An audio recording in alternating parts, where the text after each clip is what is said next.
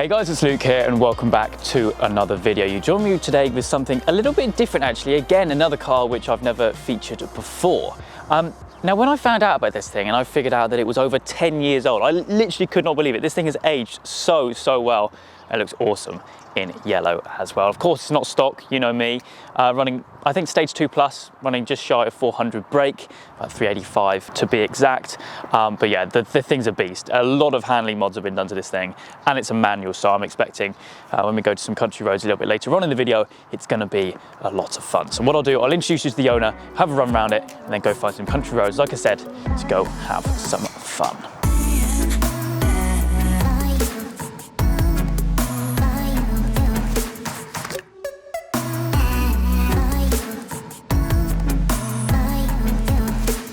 Okay, so we're now joined with the owner, Nathan. Mate, thank you so much for bringing this thing along today. It's a beast. It's an absolute beast. You've been walking me around it just off camera.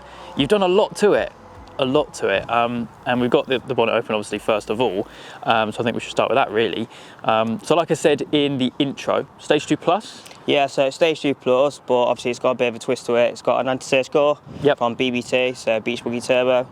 So it just basically allows, obviously, to get rid of the surge with the K4s. Obviously they have a lot of surge, so it just gets rid of that and brings in the power a lot sooner and a lot harder, really. So I got it by Artec probably about a month ago, and it made 384 with 428 foot-pound. Fair play. What are these standard? So standard form, they're 265. Oh crikey, so quite a jump then. Yeah, so it's the same, because it's a CDL, it's the same engine in the S3. Yep. So it's just the same platform really, but just in a front wheel drive form. Yeah, gotcha. And it's manual as well, which is cool. Front wheel drive manual. Yeah, we love a manual, mate. We love a manual. So we've got lots of little goodies under here. Quite a deceiving engine cover. Yeah. So we've got an oversized Revo induction kit coupled to a turbo muffler delete. Obviously a Revo cone, and then we've got a high pressure fuel pump under here with Viz internals. On this car we've actually got MEF as well, but obviously that's not working at the minute. But we've got Revo engine mounts, both sides, gearbox and engine, and obviously polybush as well. The whole front end of the car is polybushed. Obviously we've got RS4 return valve. We've got CTS discharge pipe and throttle pipe, and then coupled to that we've got a welly cooler setup with hard pipe kit going all the way through. So there's not really that much silicone hoses, it's just for the best flowing performance really.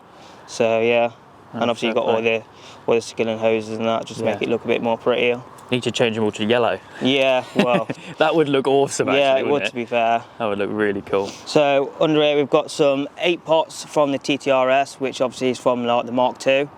Coupled to that, obviously 370mm discs, sitting on Team Dynamics 1.2s with Michelin Pipe Sport 4 tyres. She's got anti-roll bar front and rear H&R, sitting on some AP coilovers, and with the rear brakes we've got the 310 conversion with Vibratechnic discs and M144 pads. No mate, I mean, to be fair, I said this to you a lot when we met up just a minute ago, it's a cool looking car, it really is, and you just don't see them. No. You were saying there's like 350 UK cars or something? Yeah, well, they made, in the UK, they made 349 of them, so that was on the in the UK, so I don't know how many is left, but I did have a look not long ago, obviously, to confirm that it's on how many left, but obviously they did them in different countries like Spain, of course, stuff like that, so I don't know how many as a whole. Yeah, now what are we going on here then? Because this is obviously not a winter mod. No. Because you don't really want to have them on when it rains, so is that just an aesthetic thing, really? Yeah, just a track vent, do you know what I mean? So it does serve a purpose. Obviously, when you're on track, you do get hot. I've not took this on track yet, but I did my other car, my K1. Yeah. And obviously, a nice breeze does come through, so it does serve a purpose, and it just looks nice. So I just makes it look more aggressive. Cool, yeah. And actually, inside the car, it looks awesome as well. Look at these seats, and then behind, rear seat delete, K-brace, and then the meth kit, which obviously, like you said, isn't working at the moment, but it's a cool car, it really is. Yeah, I'm really happy with it, mate. Do you know what I mean, the way it's turned out? Yeah. Have you had it long? So I've had it about a year and a half now. Yeah, so. Wicked. What are we looking at the exhaust-wise? Because I noticed that these are definitely no pea shooters back here. Look at the size of them. So we've got a Miltech all the way turbo back, decat. So it's literally just 3-inch all the way back, and it's got one box in it, which is just a silencer. That's Sweet. it.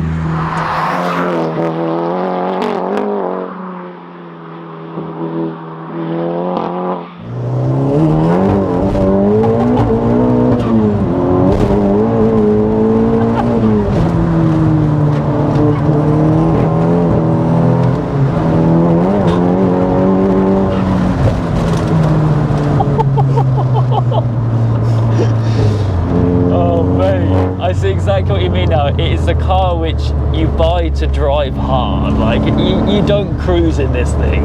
It just wants it though. That's the thing. It just wants you to smash his head in. It handles so flat as well. Like they're just. I told you everything. No it's just so direct. It just darts, mate. Yeah, for a front wheel drive, it's planted.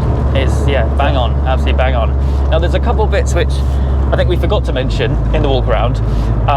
Clutch wise, that's obviously upgraded. Yeah, that's bigger. Yeah, so it did have a paddle clutch helix, but I took that out and I put a Satch's organic clutch with a single mass flywheel. Yeah.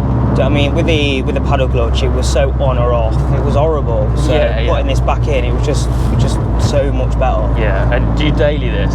No, I've got a little Polo 610. Okay, I was going to say, if you're dailying a car with it. So this is just obviously just a weekend car. Do you know what I mean? Yeah.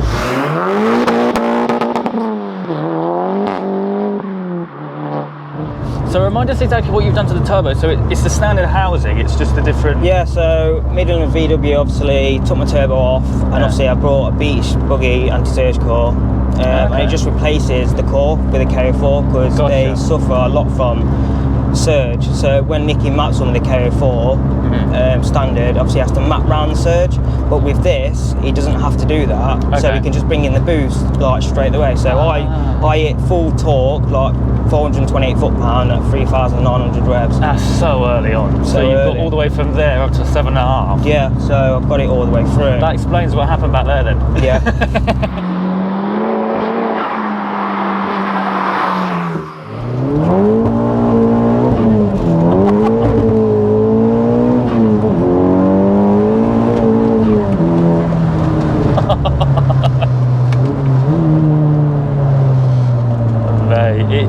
It just wants to be driven hard, doesn't it? It loves it.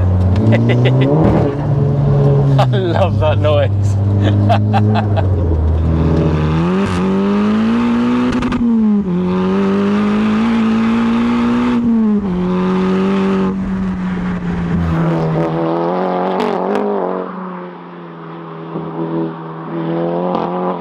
See, the thing is with this, right, is my channel at the moment is like mainly focusing on like the modern stuff.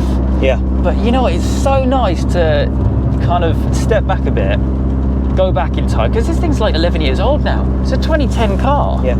It's unbelievable. And it's pretty low mileage for 57k. That's so nothing, is it? It's obviously hardly any mileage on it. But I've experienced some of the modern day Cupras, which, don't get me wrong, are great bits of kit, especially when you go heavy on the mods. Yeah.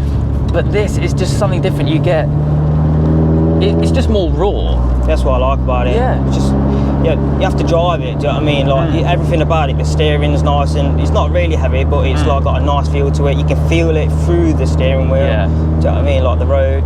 It's just in my opinion, it's just perfect for how I want it. Do you know what I mean? Yeah. You want a car that you want to drive. Yeah.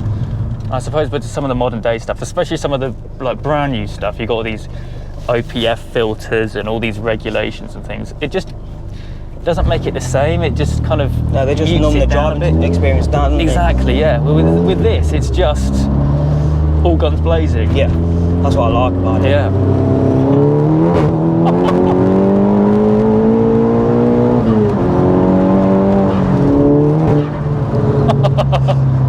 It's got loads of character in it. It does. It's so characterful. That Revo intake chirping away at the front as well.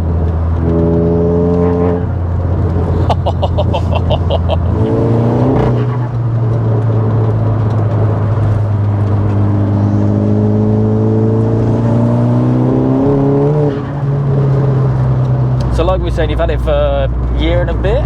Yeah, a year and a bit. You've done a fair old bit to it. Is there anything else that you kind of want to do before? So obviously I've got some semi-slick tyres to go on it. Okay. I need to change the discs and pads because they're just rubbish, TTRS discs. So I'm going to get some floating railing two-piece discs and some Intex 1155 pads. And debating if to go stage 3 with it, putting a Venom 350 on it. 450. 450, sorry. So that'll be the same turbo as the Lears, normal, yeah. So it does make a big difference. I mean, but it's one of the things. I've just had it marked. I've just obviously put the turbo on it, but I think as soon as you get a bit more, you get a bit greedy, don't you? Do you know what I mean? You always want more. I've said in previous videos, sometimes by whacking a load of power at a car, in fact I said it in Amir's video, it makes it undrivable. His car handled it really well, to be fair. So I think if he goes the same turbo as that, it won't be too much. From my experience anyway. I don't know if you've been in his car. No, I've been in quite a few stage 3s anyway, do you know what I mean, TFSIs. So it's not too much power, it's just a nice amount of power. Do you know what I mean? It's just enhanced. Yeah, exactly. It's like 2+ on steroids, isn't it? Yeah, exactly, Obviously I brought a new MEF kit, so a V3 kit with the safety solenoid tank and everything, so that'll be getting put in. Do you know what I mean? To obviously cool the engine down. Because the plan was to track it. Do you know what I mean? So I still think I'm going to be tracking it anyway. So. Oh mate, this thing on track would be unbelievable. That's why I've done it. Do you know what I mean? Like, I can't take credit for building the whole car because I did buy it with a lot of the stuff already done to it. Do you know what I mean? But I've obviously done my own touch to it. And obviously spent a lot of money since I've having it. So. So I mean, since I've had it, I've spent about $5 on it. So, yeah. Do you know what I mean? But it's easy done with cars, though, isn't it? Oh, tell me about it. So easy done. It's very easily done. You got any plans for interior bits, or I'm pretty to track it, or are you just gonna? No, I'm pretty. To be fair, I was thinking to getting some proper track seats. I'm saying with Paros, but I just like these seats too much. No, these are nice actually. The backs are really cool. Yeah, gloss black. And they're not like rubbish seats either. No, like they do hold you in, to be fair. They could, do you know what I mean? They could have a bit more bolster, but they don't. They're not bad for stock seats, to be fair.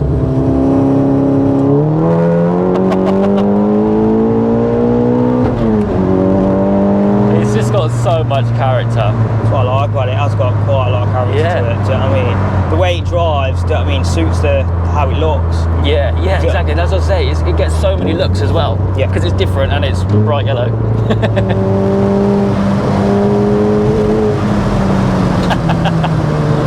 Oh man.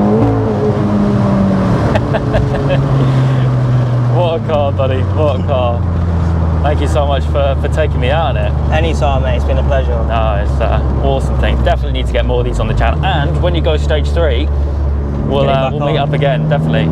But I think for now, that's going to wrap things up for me. I hope you guys have enjoyed. If you have, please do make sure you leave a like and make sure you subscribe for all the adventures still to come.